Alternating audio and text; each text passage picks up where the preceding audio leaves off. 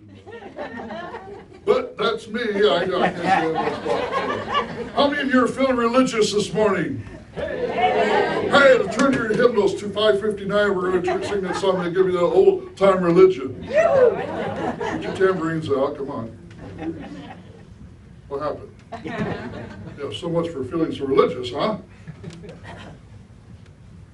So, what does that mean? You know, what does it mean to be religious? All right, I'm going to ask you a question. I don't want you to answer me.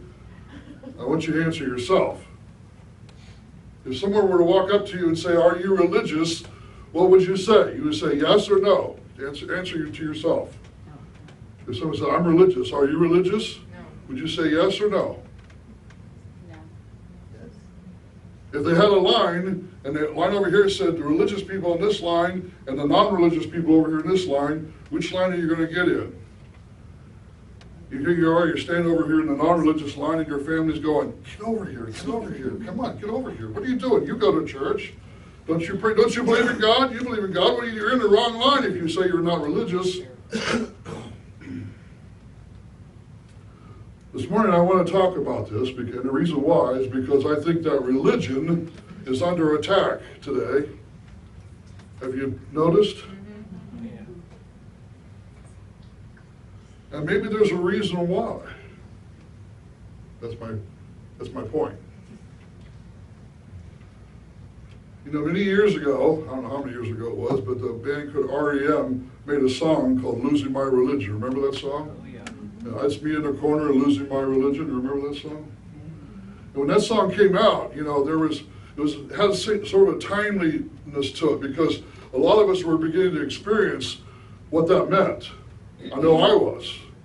You know, I was raised in a Christian church. I was part of the Jesus movement. I was a Jesus freak. I had long hair, patches on my jeans, and passed out tracts, and witnessed on the streets and sang songs. Don't get me wrong. Don't get me wrong. Not that those things did not bring you to where I am today. And whatever part of religion that participated in your life has brought you to where you are right now, right? There's a story, you probably, if you travel much, you've been across some large bridges. And usually there's a sign on the bridge that says, "No stopping on bridge." You've seen that? Right? Sometimes they'll say, "No jumping off the bridge." No, really, because it becomes such an epidemic that people use the bridges to end their life. So a guy's driving along one day and he sees a guy standing on the edge of the bridge. He stops his car, gets up, he walks up to the guy and goes, Sir, are you sure you want to do this?" He goes, "Why not?" He goes, "Well, are you religious?" The guy says, "Yes." All right. He says, "Are you Protestant, Catholic, Jewish? What are you?" He goes, "I'm a Protestant." He goes, "All right." He gets a little closer to him. He goes, "So you're a Protestant? All right, see, all right." He says, what church do you go to?" He goes, "Baptist." He goes, "All right, give me a high five." All right, he gives him a high five. He goes, "Wait, are you American Baptist or Southern Baptist?" He goes, "Southern Baptist." He said, "Die, you heretic," and throws him off the bridge.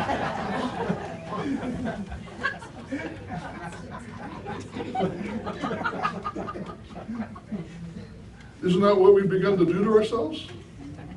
Seriously, it's funny. We put ourselves in a box, in this religious box, and we try to put God in there, and then we try to put everybody else in the same box, in the same categories, and if it doesn't fit, then we consider you a heretic and we separate ourselves. What is the grand illusion? I've mentioned this before. I've been here several times now, and I've mentioned this before. The grand illusion. What is the grand illusion? I'll go ahead and spare you from having to give me some answers. The grand illusion. Well, there was a band called Styx. Remember that song, Oh, yeah. The Grand Illusion? Oh, yeah. And the lyrics of the song is basically, he says in the chorus, "We're all the same." That's what the lyrics are in the song. Go look at the lyrics. The grand illusion is that we're separate. We're not the same people. We're not all one of each other. The truth is, there is this illusion that makes us want to believe that we're separate. Now, I believe, and my experience has been that we're all one.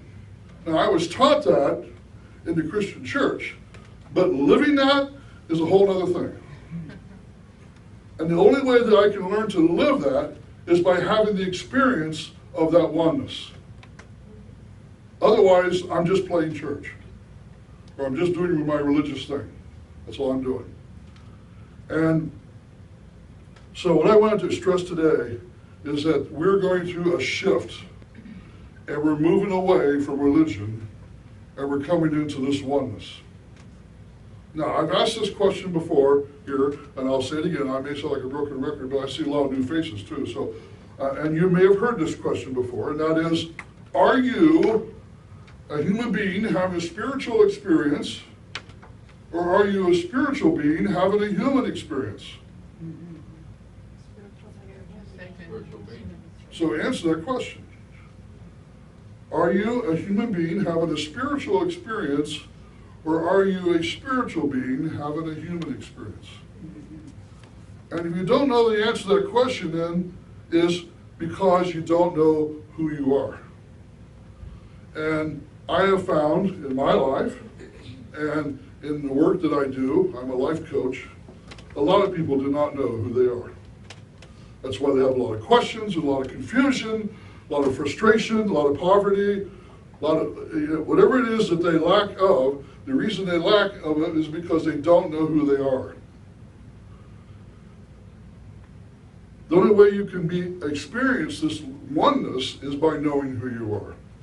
To know that you are one with all things. Okay, that sounds like a cliche, which it is, but it's a truth too.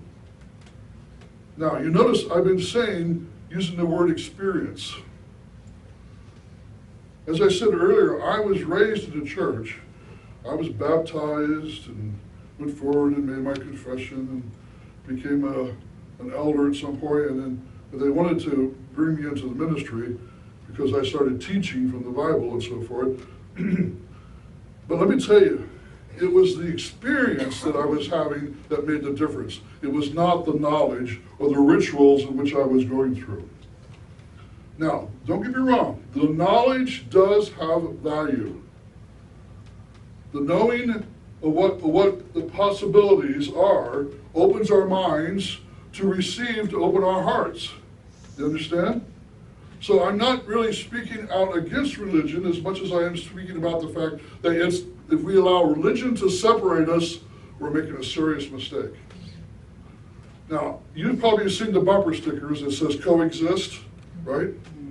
And at one time I had one of those, and because it says coexist and it has different symbols for different religions all in the bumper sticker, right? I had to tear mine off. Me, now you do whatever you want. But I took mine off. You know why? Because this is not about coexisting. Because when you say coexisting, you're still believing in the separateness of us all. So I found a better way. But if you go out and see my car right now, it says one love. And it has all the different symbols of different religions. There's only one love. I don't care what religion or whatever spirituality you want to try to claim, there's only one love. There's only one source of energy. There's only one God. There's only one of you. And we are all part of the collective. So we're all part of the whole. We're having different experiences, and your experience is going to be different from mine.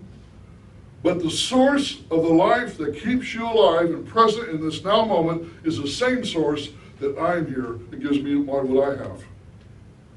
And it is God. It is love.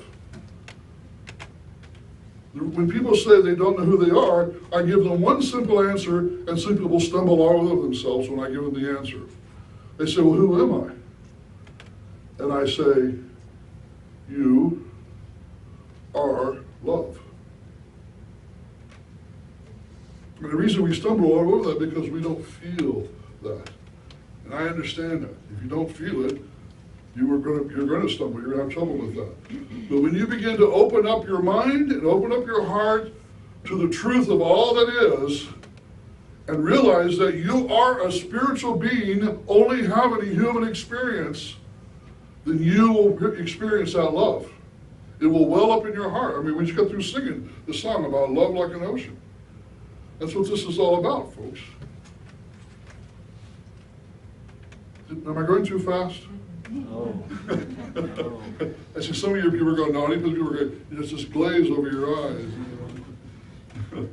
It is very difficult sometimes when we're challenged in our belief systems. We get caught up in the knowledge. But, you know, as it refers to the scripture, that knowledge will give us pride. It's love that makes the difference. It's love that brings the life of who we are and gives us value, gives us understanding. And here again, I'm not speaking out against knowledge. In fact, I'm doing a workshop this afternoon after church here, and it's all about on self-discovery. And it is a workshop where I will impart to you some knowledge, but the knowledge I'm going to be imparting to you is about you. Because each one of you is unique, and there's things about yourself that you don't know. Can you answer this question? What is your greatest strength? What is your greatest talent? Your gift? What is it that you have to give? What is it that makes you unique? What happens to you when you're under stress? What happens to you when you're feeling strong? Most of us do not know what happens to us, or the compulsions in which we move in, because the world has never taught us those things. And yet, Spirit has given us the answer to these things. And there are patterns. That's one of the unique things about science and Spirit coming together. We begin to see in science that there are patterns. The DNA of our body has a pattern to it.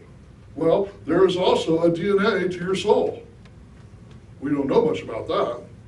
And that's what I'm going to be talking about this afternoon. It's called the Enneagram. And I'm just giving you an example. The point I'm making is that we have a tendency to look out here for everything that we're trying to find the answers for, when the truth is it's all inside of us. And that's what the Enneagram does. It causes us to do our own self-discovery. Now, I encourage you, if you can't come to the workshop, go check it out. In fact, you can go to my website and take the assessment. It's for free. I give it away for free to anybody.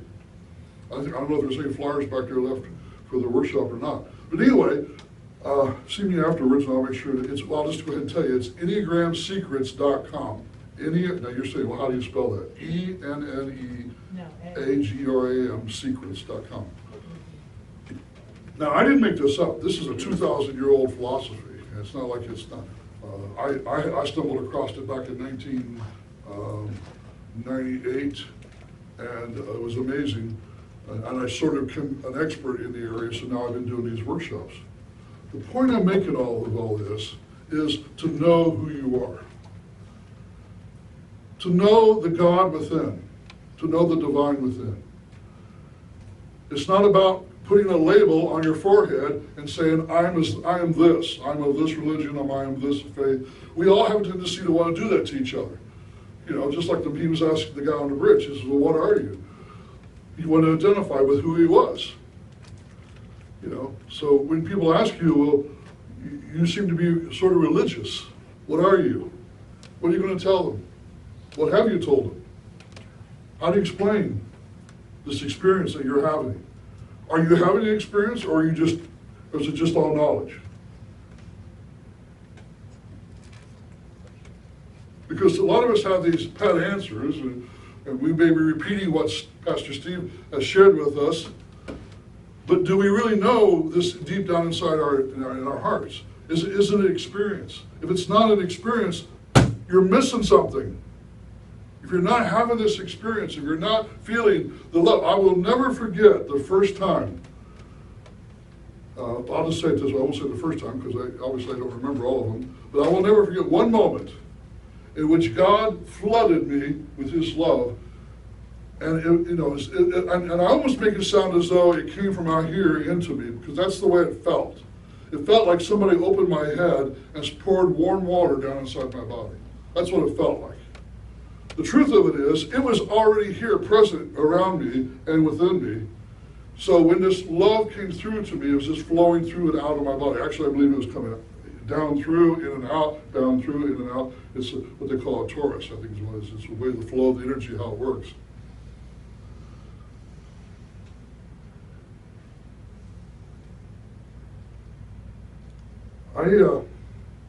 So I'm not really interested in being religious. I know I cause some people to stumble when I bring this up because they say, well, you're not religious, what are you? And then I try to explain to them, and they say, well, you're religious. And I go, well, I don't think so. I know you think so because I go to a church or I read from the Bible or whatever, and you think that I'm religious. But for me, it's an experience. It's not a formula. It's not a doctrine. In fact, if anything, I had to let go of a lot of my doctrine and my dogma of what I used to believe about heaven and hell and sin and all these things. I had to let go of a lot of stuff. And it took me years to go through that. Now, it can happen very quickly for you, but it doesn't have to take long. It depends on how much of it you want to hold on to. And don't get me wrong, a lot of us hold on to our beliefs, and they're there for a reason. We hold on to our beliefs because they have value to us. But when there comes a time when those beliefs no longer serve you and give you what you want, it's time to let them go or start questioning, maybe I wasn't right about that. This is what I used to believe. I don't know what I believe now. If you can come to that point, and that's when you begin to open your heart, and Spirit, who has always been present with you, will speak to you. That's what happened to me. Now, I started off by saying that religion is under attack, and it is. And there are those who are Christians who are saying, oh, yes, we're under attack, it's persecution, it's the end times, we're getting ready, Jesus is coming back. And they get all caught up into that frenzy about what that means and what they've been taught. And I'm going to tell you,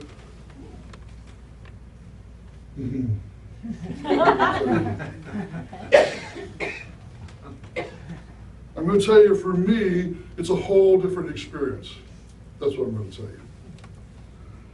And I know right now the Christians and the United States feels threatened by the Muslims. And I want to read something for you.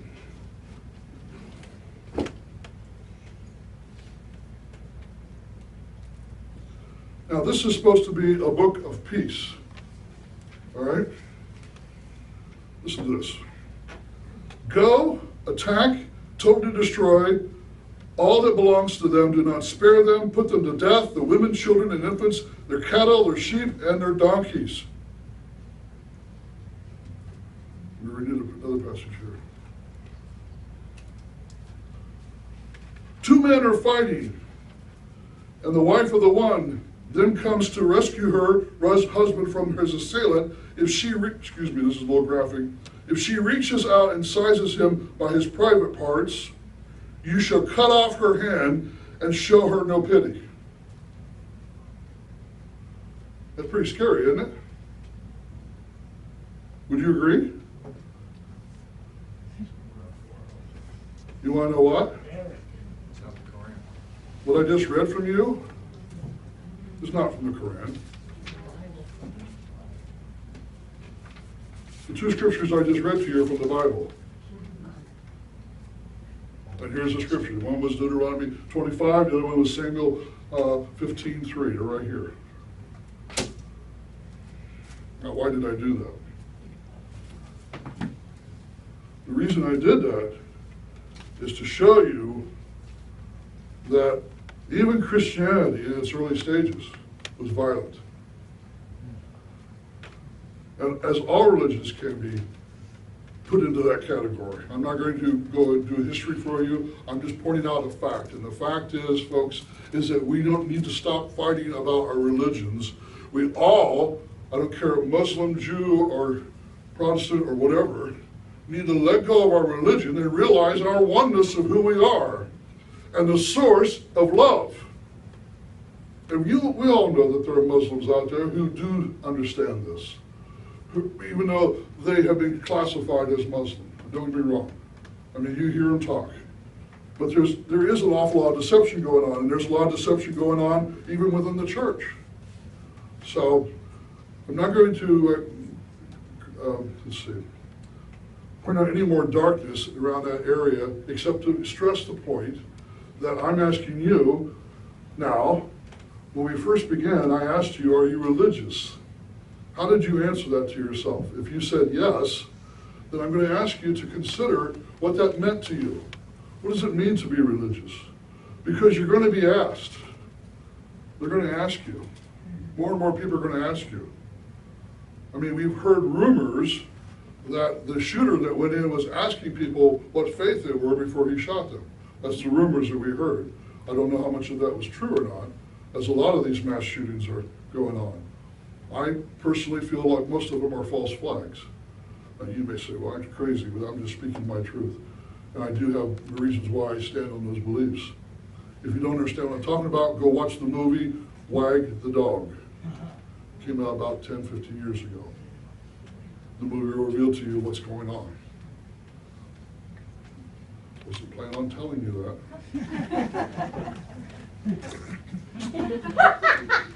Sometimes I open my mouth and I stick my foot in there, but you know what? It's the truth, in my opinion. So I hope that I've encouraged you to give a new perspective of what's going on. It's not about us and the Muslims. It's not about us and the Catholic Church or us and, I don't care what church it is. I don't care what religion it is. Even the American Indians. It's all about our source of love, of knowing who we are.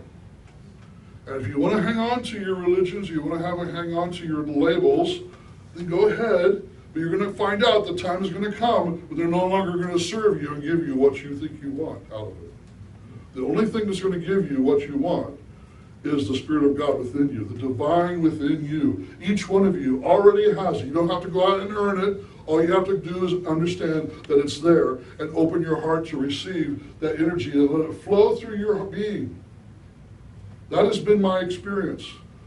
That has been the joy that I have felt. Even when I come into this room this morning, the number of people that gave me eye contact and the intimacy of what, I know that's an uncomfortable term. But people came up and gave me a hug. Some people shook my hand. And those of you who didn't, you know what? We're still being very intimate. You know why? You and I are breathing the same air. So in my talking to you, the air that I've sucked into my lungs and put out into the world, into this room, you've inhaled it yourself. So don't say we're not intimate. Now some people go, oh, that's kind of freaky. They start freaking out about germs and all that stuff. You have no idea how the germ world works when you think that way. I'll off to another subject now. The point I'm making is that we don't realize how close we are connected to each other. And it's mainly through spirit. Because the truth of it is, it's not just physical, it is vibrational, it's invisible. There's a vibration that I'm exuberating that you are giving to me. I'm feeling your vibration right now. I hope it feels good. So I hope that I've gone over my time, Steve. I always do that when I come here. I can tell he's sitting on the edge of his seat. So I hope that I've been an inspiration to you. If you can come to the class this afternoon, please do. God bless you. Bye-bye.